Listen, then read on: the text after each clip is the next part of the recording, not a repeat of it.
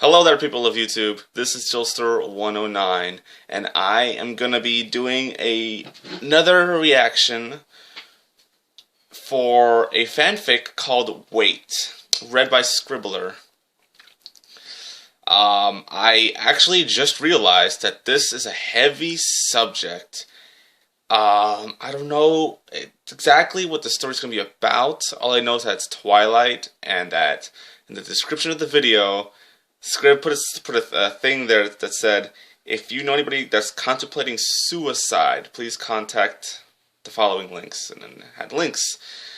So this is going to be heavy.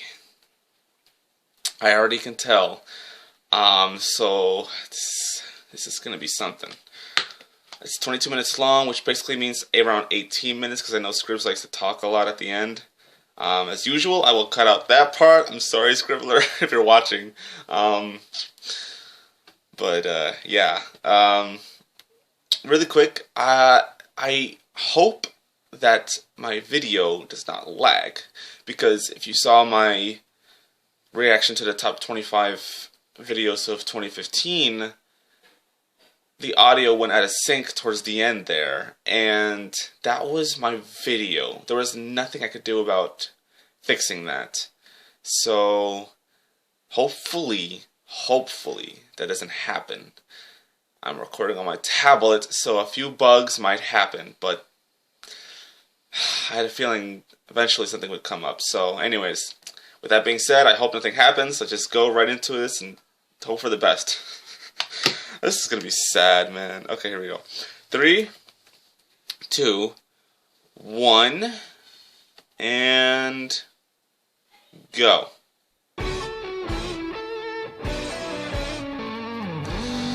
Oh, man, I'm scared. Ponytails. Read by Scribbler. Hi, Scribs.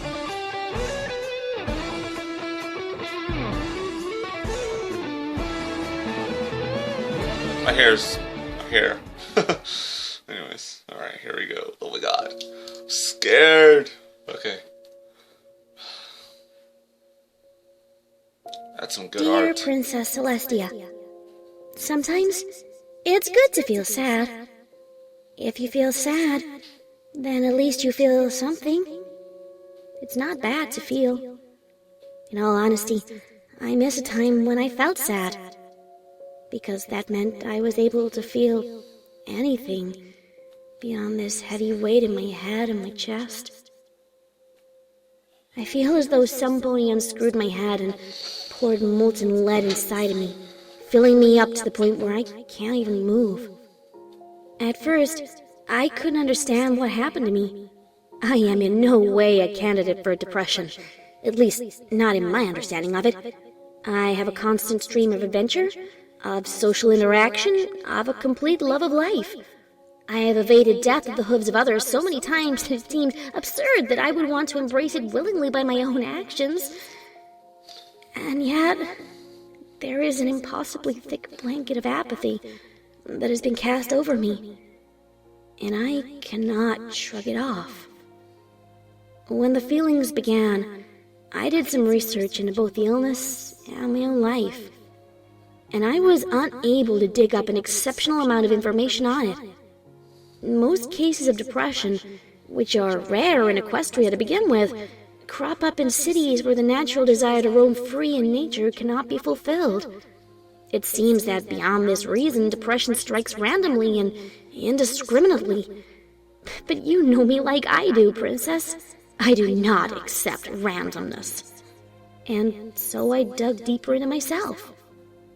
The only possible cause for this depression is the time I spent estranged from the few friends I had in Canterlot, buried deep in my books.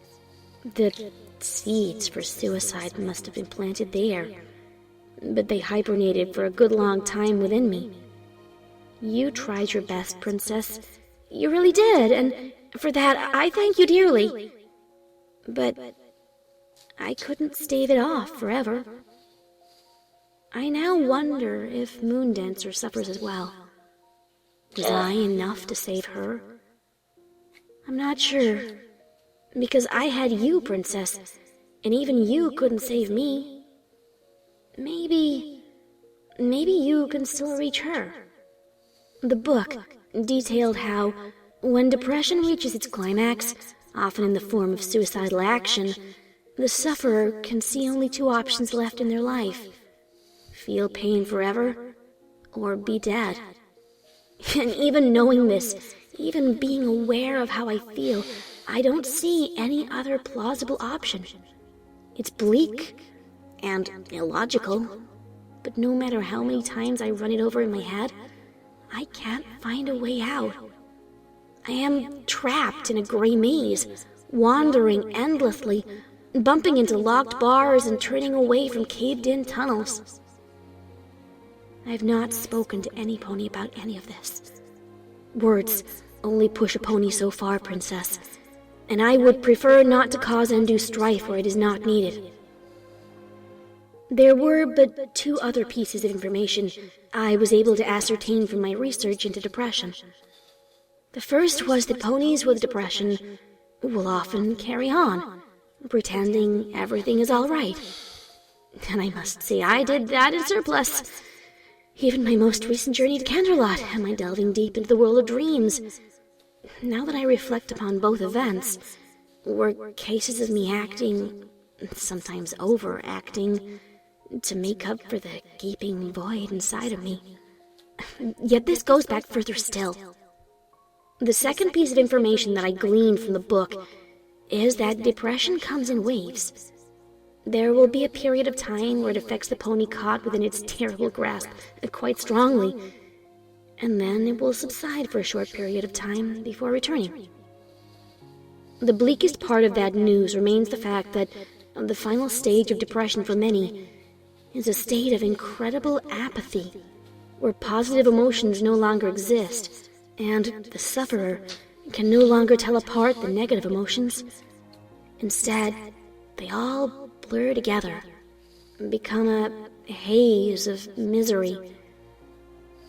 And I believe I have fallen into this final state. I hoped I was wrong. I hoped that one day I would wake up and laugh at the absurdity of everything, the sheer ridiculousness of my situation.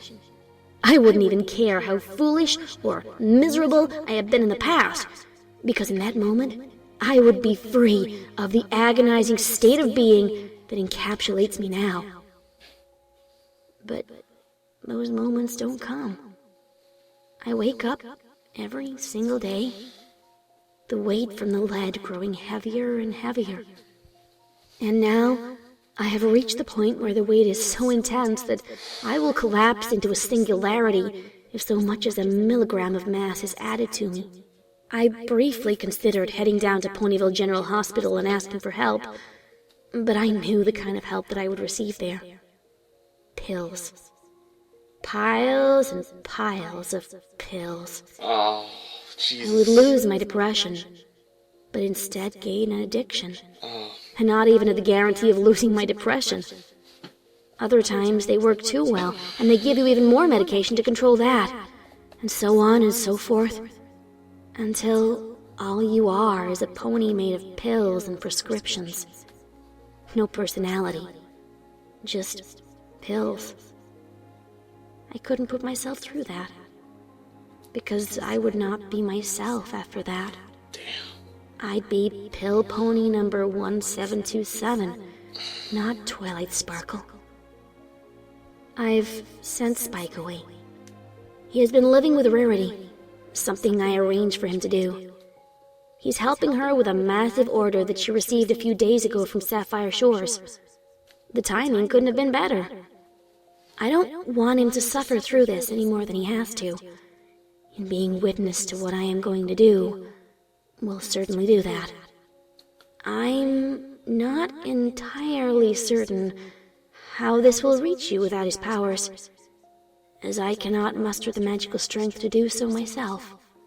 The unfortunate reality I am forced to face is that suicide does not make the pain go away. It merely hands it off to others to deal with. When the first thoughts of suicide crossed my mind, I banished them instantly.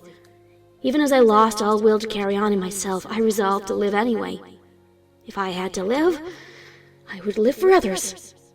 It's incredibly painful, I said to myself, but it is a pain I will have to endure.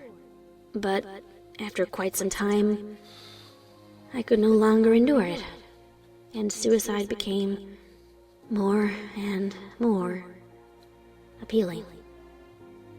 And as it is such an incredibly selfish act, I did not know for the longest time how I felt that I could partake in it. Oh, Jesus. After a few nights of silent contemplation, however, I came to the only terribly sobering conclusion. I have lost who I am. The bright, curious little unicorn who was tempered in the fires of friendship and who battled against so many of Equestria's enemies with love in her heart and a determination to keep her life whole and her friends safe, to become the fourth piece of the Alicorn Tetrarchy, has died. There is only the empty husk of a mare who stalks the cold halls of a crystal palace, forcing herself to breathe in and out. There is but a tiny sliver of me left in me.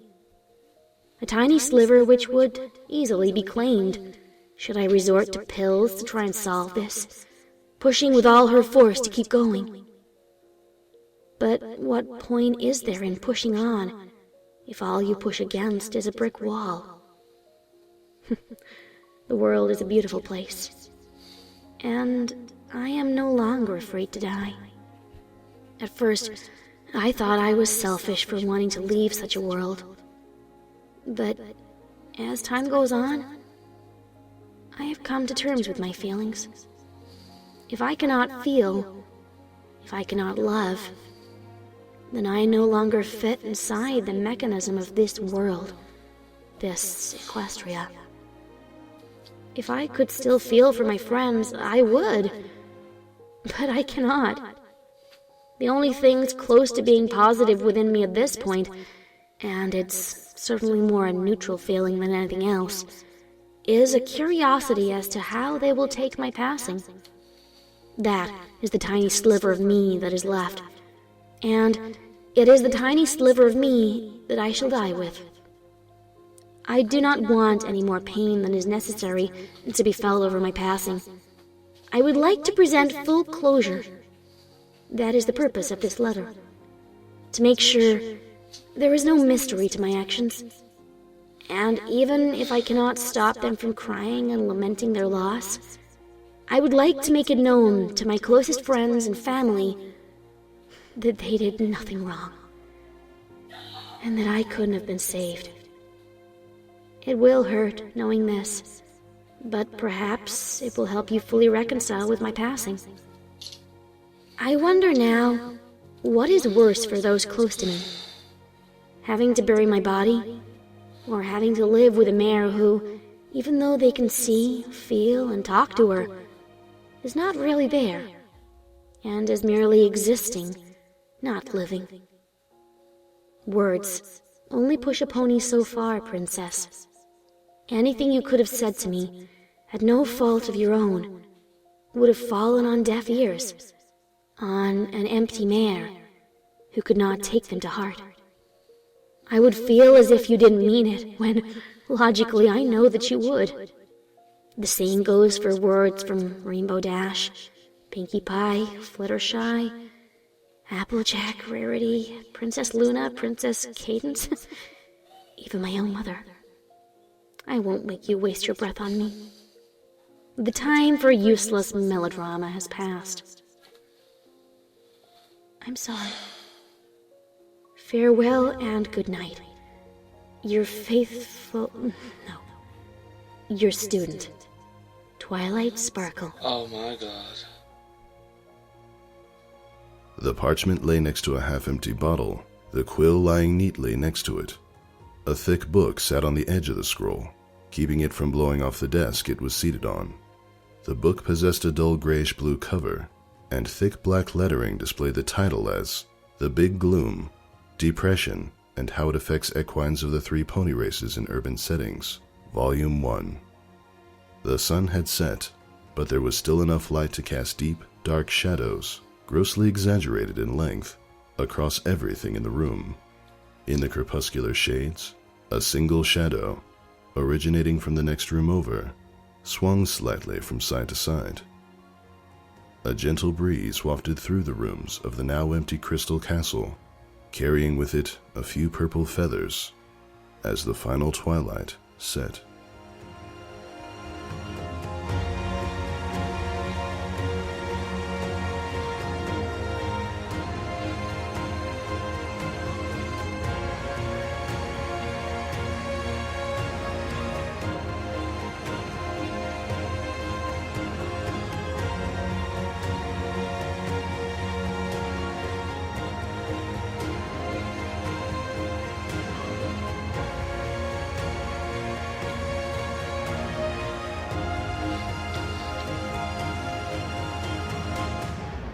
Hot damn.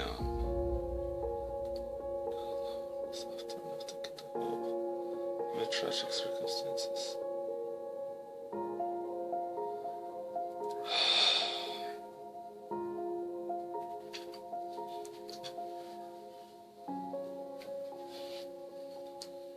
Oh, fuck. That was Wait. It was written by Regidar and read by Scribbler, with special guest voice actor Narrator Pony. Okay, thank you very much for listening. Rather a different turn this week. I got some complaints from, say, last week's fic, the fic that I released on Wednesday or Thursday of last week, being criticised for not being a dark fic. It is, but it's not an obvious dark fic. You have to think about it. It's fridge horror. Alright, and I'm sure Scribbs is going to talk about this subject, but I want to put my own thoughts here. Oh my god. This is heavy. Damn,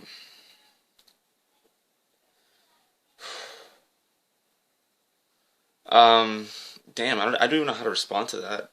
This is like, I think this is the first fic where it deals with such a heavy subject. I mean, I guess not, because A Puppet of Fame kind of deals with parental abuse, but like, to actually, no, but like, that's just like a thing that happens in the story. It's not like the actual subject of the story. This clearly is a subject about suicide. I don't know. I don't suffer from depression or anything like that. I'm just a guy, you know. I'm just a guy who does videos on YouTube, who happens to have a lot of fans now. But if one, I don't know if I should even say this, but I know some people that deal with this. Oh boy, this is just a heavy subject. I don't know how to talk about this correctly without offending anybody, because I'm sure there's people out there who have this, you know, desire to want to just end it, but that's not the solution, man. What needs to happen is communication. That's all it is. That's all it is. Communication. Talk to people. Talk. That's what I always say. Whether it be in a relationship, whether you just haven't seen anybody in a long time, if you have depression, just talk. Talk to people. Let them know how you're feeling. And hope for the best. Just hope for the best. Don't always try to fix things yourself. If possible, try to look for other ways to fix the situation. Man.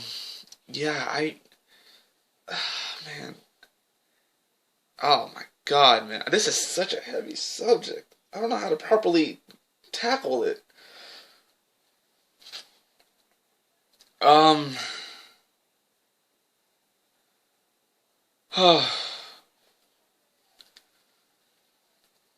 oh man.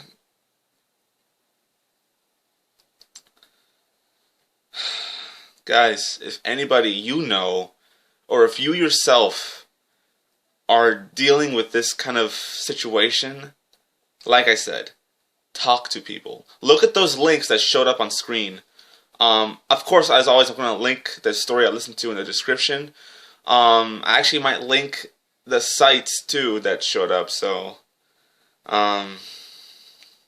yeah, holy crap. Holy crap.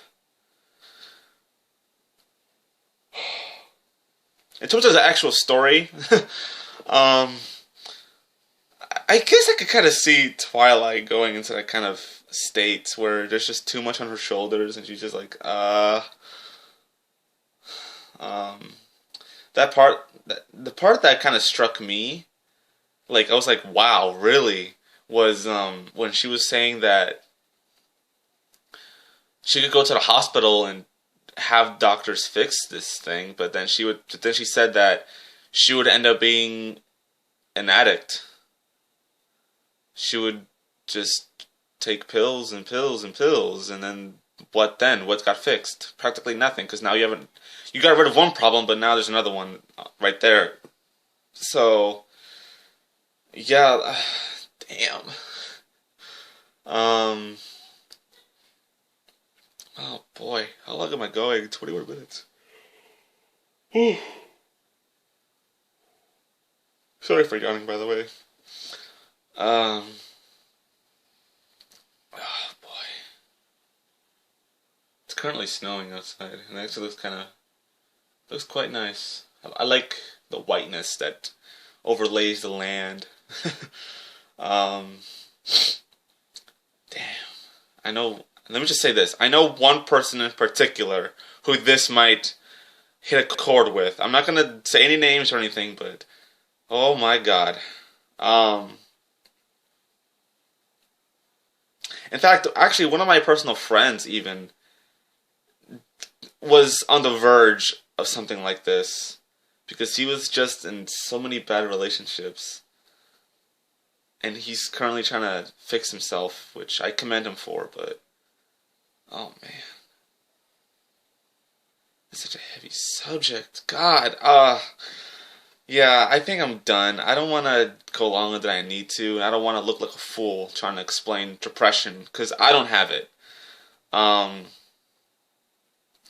So, yeah, like I said, if you know anybody that has this situation, or if you yourself are in this situation, look for people to talk to, follow the links.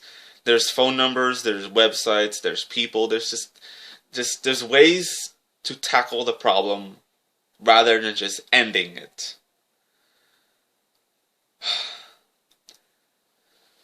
Oh, alright. Well, anyways, in other news, next week I'm gonna do a bunch of late Valentine stories. I have a few here ready to go. Actually, one of them isn't even a Valentine, it's just a funny thing. So, it's Tell Me a Duck Story, See White, and No Matter What. All by Lost. So, whew, why am I yawning? Okay, sorry about that. Stay tuned for more. I'll see you all in the next reaction. Oh, there it goes. There's the ending. Alright, guys. Stay tuned for more. Look forward to next week, because that's actually going to be a happy week. This is a heavy subject, so. Oh my god. If you like this fic, check out other readings from the genre. Oh my god, really? There's more? Alright. Stay tuned! And goodbye, everyone.